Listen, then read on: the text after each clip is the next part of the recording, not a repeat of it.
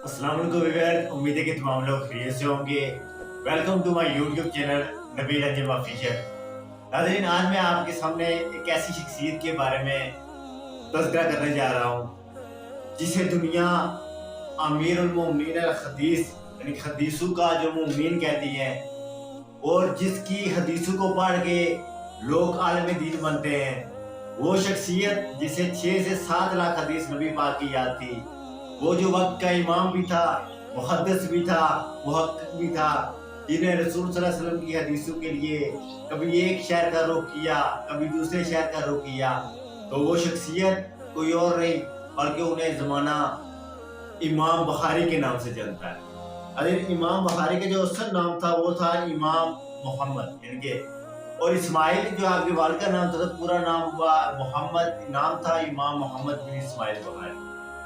अब ये जो सही बुखारी है ना, इसका नाम हम सही बुखारी कहते हैं, लेकिन इसका जो असल नाम है ना वो सुनिएगा, वो है कि अल जामिया अल मसनद अल सही सल्लल्लाहु अलैहि वसल्लम व सुनना व अय्याम। ये सही बुखारी का असल नाम है। आपकी जो कुनियत थी वो अबू अब्दुल्ला थी।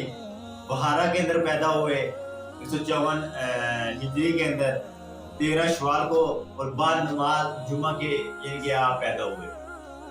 अब इमाम बुखारी की सीरत पे हम बात करते हैं। नाज़रीन, जब आप पैदा हुए तो इसके बाद जो है ना आपकी वालिदा ने बहुत ही मुत्तकी और परहेज़गार थी, तो क्या देखते हैं कि आपकी आंखें नहीं है, आप नबी ने।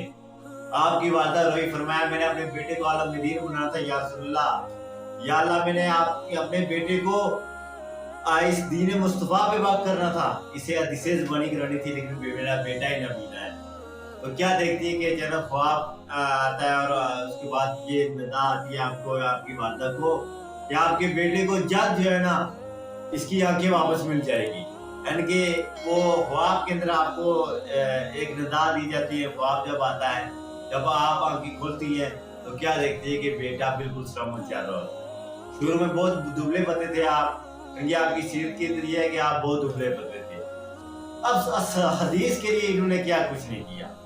ये वो शख्सियत थे कि अगर हदीस फॉर एग्जाम्पल अगर इराक के अंदर कोई कहे जी इराक के अंदर फलां हदीस है, तो वहां से पैदल इराक जाते, और जब इराक जाते तो शायद वही हदीस ऑलरेडी उनके पास लिखी हुई थी।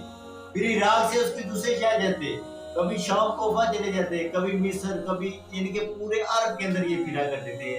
तो इससे पता चला कि इन्होंने रसूलुल्लाह सल्लल्लाहु अलैहि वसल्लम की हदीस के लिए कितना जो है तगदो की है। अब इमाम बुखारी के बारे में ये आता है कि आप यतीम हो गए बचपन में ही, और आप ये भी फरमाते हैं कि मेरे पास रिसोर्स नहीं थे, तो ताबिल दौर था। और जो आपने हदीस के लिए जब तक दो की, तो क्या फरमाते हैं कि मैंने दरख्तों के पत्ते भी खाए, मेरे पास खाना खाने के लिए पैसे नहीं थे, मेरे पास पहनने के लिए कोई कुछ चीजें थी, और बाद औक़ात अपने जो है जिस्म से जो कपड़े भी आपने बेच डाले इमाम बुखारी ने, और कई की माँ जो है ना आपने फाकू में गुजारे। और इमाम बुखारी ये फरमाते कि 40 साल मैंने सालन नहीं खाया, 40 साल तक इमाम बुखारी ने सालन नहीं खाया। इनकी जो वालिदा थी वो भी बहुत परहेज़गार थी, वो भी बहुत मुत्तकी थी।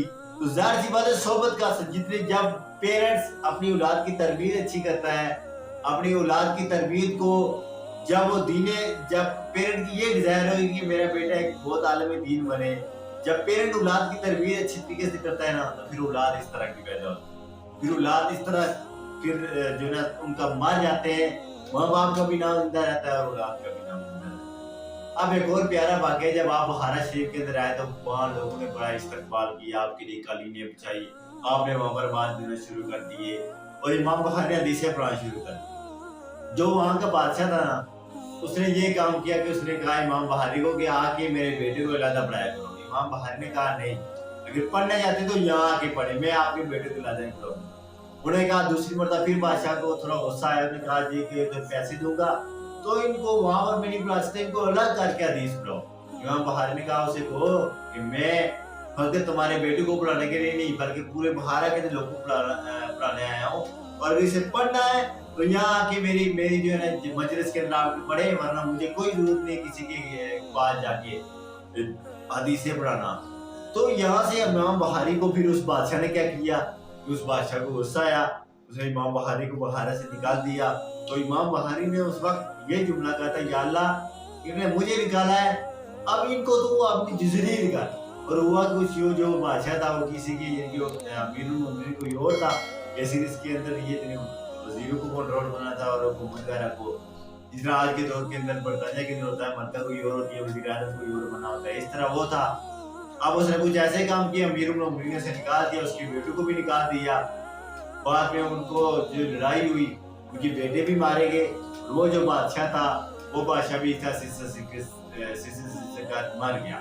तो यहाँ से एक वाक्य ये पता चला कि जो होते हैं ना हक वाले मौलवी, हक वाले जो उलमा होते हैं ना, वो उनका ये अकीदा होता है कि करो मत खाए अगले दूगर रजा, पड़े इस बला में मेरी बला, मैं गदा हूँ अपने करीम का, मेरा दीन पारा है ना नहीं। वो दीन रोटी को नहीं समझते, वो दीन मुस्तफा ने जो दिया उसको समझते हैं। अगर इमाम बहारी पैसों के भूखे होते तो उस बादशाह के घर जाके उसके बच्चे को पढ़ाते, अपना नाम बनाते कि मैं बादशाह के बेटे को पढ़ा रहा हूँ। लेकिन इमाम बहारी ने ये बता दिया कि अहमद उलमा को, उन लोगों को जो बादशाह के तलवे चाटते हैं कि रसूलुल्लाह की शरीयत पर कॉम्प्रोमाइज नहीं करना है। जब रसूलुल्लाह की शरीयत को आप बेच देंगे, दीन को बेच देंगे, तो उलमा का भी नाम खत्म हो जाएगा, रसूलुल्लाह सल्लल्लाहु अलैहि वसल्लम की दीन की भी तौहीन होना शुरू हो जाएगी।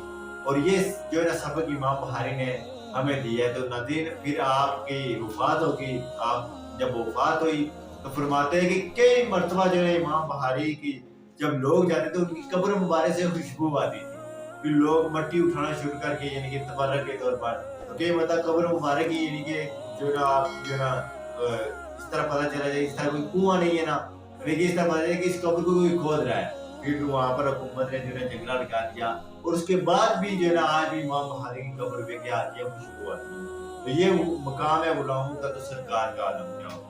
Thank you.